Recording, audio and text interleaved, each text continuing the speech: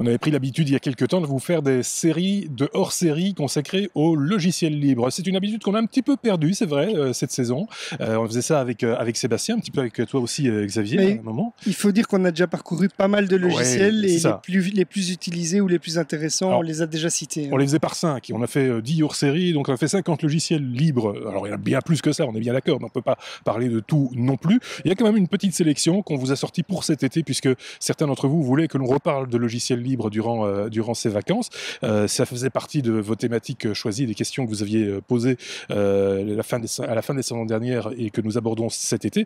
On va faire ça avec Bruno cette fois-ci, qui touche à bien aussi en logiciel libre, hein, on peut le dire. On va commencer avec quoi, Xavier? Avec un logiciel qui s'appelle Bulkrap Uninstaller. Voilà, Bulkrap Uninstaller, c'est un logiciel qui va être comparable à Revo Uninstaller, si vous connaissez, qui va permettre en fait de supprimer des logiciels sur son ordinateur, mais proprement. Ça veut dire que il va, en plus de vous montrer tous les logiciels qui sont installés et qui ne sont pas forcément répertoriés dans le panneau de configuration sous ajouter, supprimer les logiciels, il va permettre de vraiment désinstaller une quantité astronomique de logiciels qu'on ne voit pas par habitude, par exemple, notamment tous ceux du Windows Store qu'on ne trouve pas facilement, mais il va en plus retirer toutes les traces qui se trouvent dans la base de registre ou dans des dossiers qui sont laissés souvent par défaut par ces logiciels.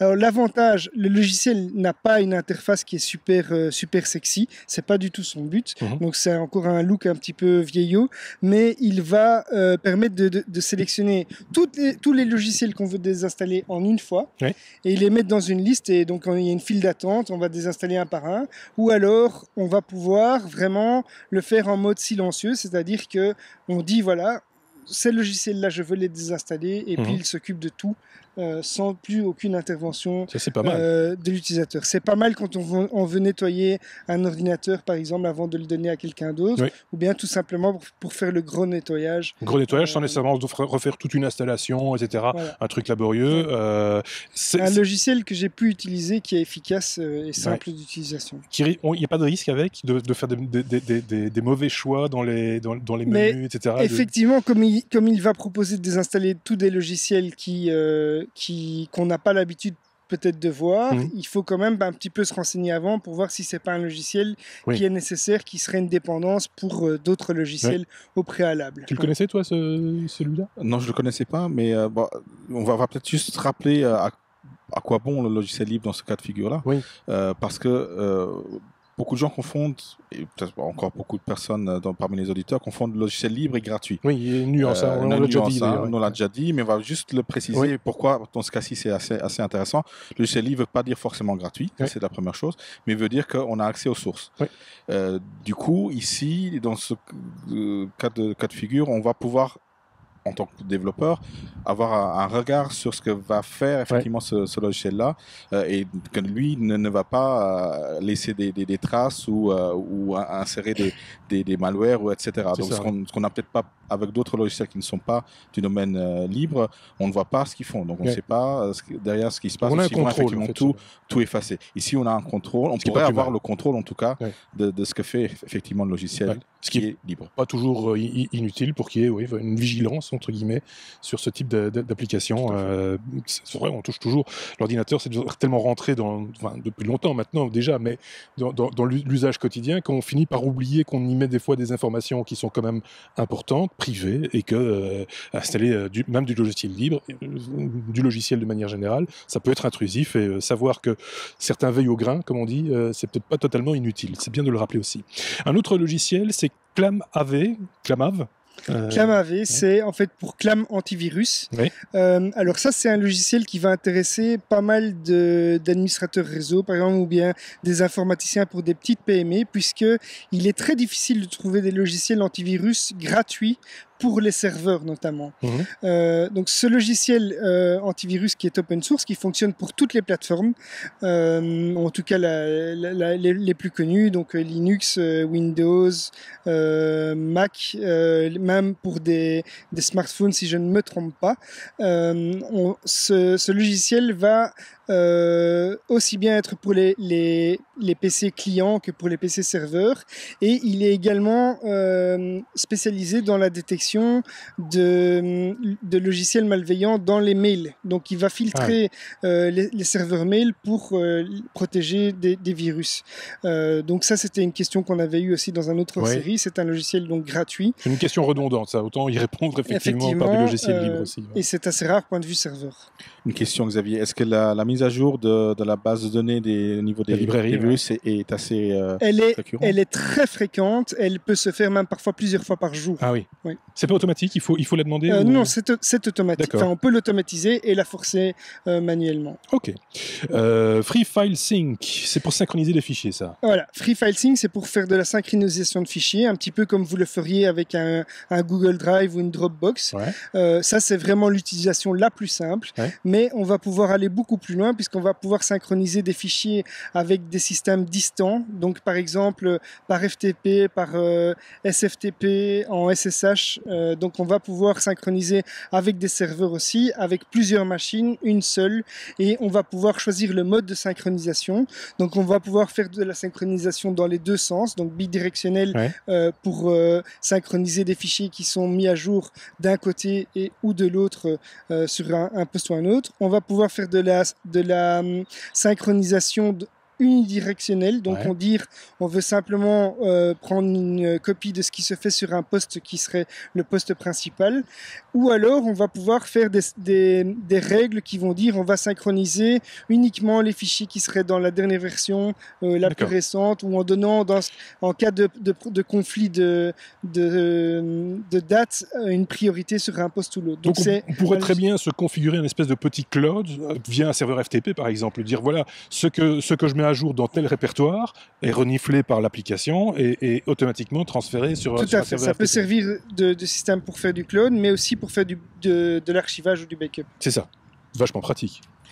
Effectivement, mais sur quelle plateforme existe Alors là, c'est Linux et Linux, Windows également. Je ne suis pas certain que ce soit compatible avec les mobiles, ça c'est à vérifier. Et les Mac? Donc les Mac, je pense que c'est le cas aussi. Donc on va mettre de toute façon le lien, parce que c'est un petit peu, on est dans des conditions où on n'a pas toutes nos notes ou le support qu'on a l'habitude.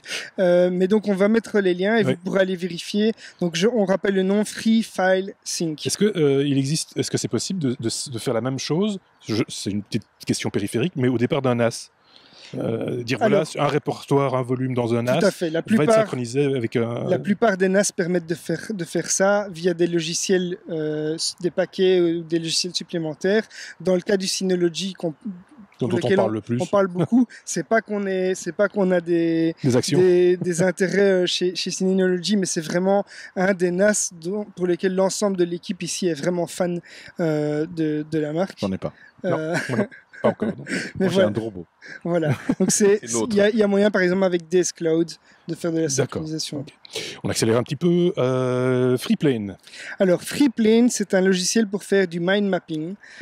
C'est quelque chose pour lequel je ne suis pas très familier, mais en gros, ça va vous permettre de mettre sur papier évidemment, plutôt dans un document, à plat toutes vos idées et de faire des liens entre ces idées, de pouvoir les représenter visuellement, les classer par priorité, les classer par catégorie et avec l'outil informatique évidemment, on va pouvoir attacher à ça des images, du son, des liens hypertextes.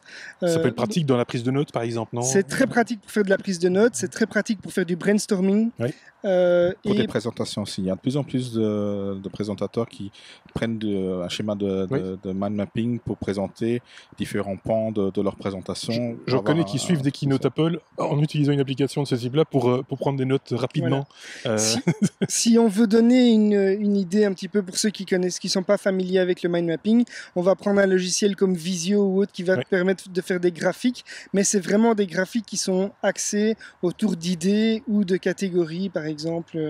de produits ou même au sein d'une entreprise des flux de données, etc. Ça peut être très complexe. Hein. Oui, on peut vraiment faire pousser, beaucoup ça peut être un schéma très basique et très pratique, et ça peut devenir quelque chose de très complexe. On termine avec une application, alors je ne sais pas comment on dit, c'est QGIS. Alors j'avoue que je ne sais pas, je vais dire QGIS. Oui, on va dire ça comme ça. QGIS. Et là, ça s'adresse plutôt aux géomètres. Alors c'est un des logiciels les plus techniques qu'on va aborder ici. C'est un système d'information géographique qui est distribué sous la licence GNU. C'est un projet officiel de la fondation open source géospatiale, et donc ça va intéresser effectivement les géomètres, mais ça pourrait intéresser aussi les journalistes ou les enseignants, par exemple, qui vont vouloir faire des cartes donc libres de droit. Oui. Donc on va avoir la puissance d'un Google Maps, par exemple, ou de l'équivalent chez Microsoft, mais ici totalement libre de droit. On va pouvoir faire des cartes très poussées, donc en relief, avec la notion de relief de 3D. Créer ses propres cartes d'état-major, comme on disait. On va faire ses cartes d'état-major, on va pouvoir faire des cartes avec vraiment des couleurs, avec des légendes qui sont spécifiques à nos besoins. On va pouvoir, par exemple, comme c'est utilisé par certains journaux, faire des cartes de flux de migration avec des flèches qui vont se dessiner sur la carte. Donc c'est vraiment très puissant. On va pouvoir mettre ça également en web, donc pour pouvoir faire des cartes interactives avec la possibilité de zoomer, avec des légendes qui vont s'afficher au fur et à mesure. Donc très puissant, et il y a également une version Android, si je ne me trompe pas, qui est en bêta.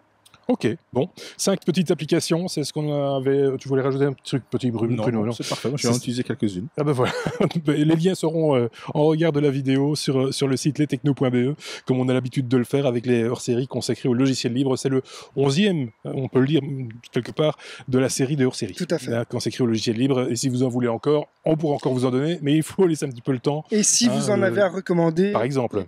N'hésitez pas. Merci en tout cas Bruno, merci Xavier, merci à vous de nous avoir suivis, à très bientôt, au revoir.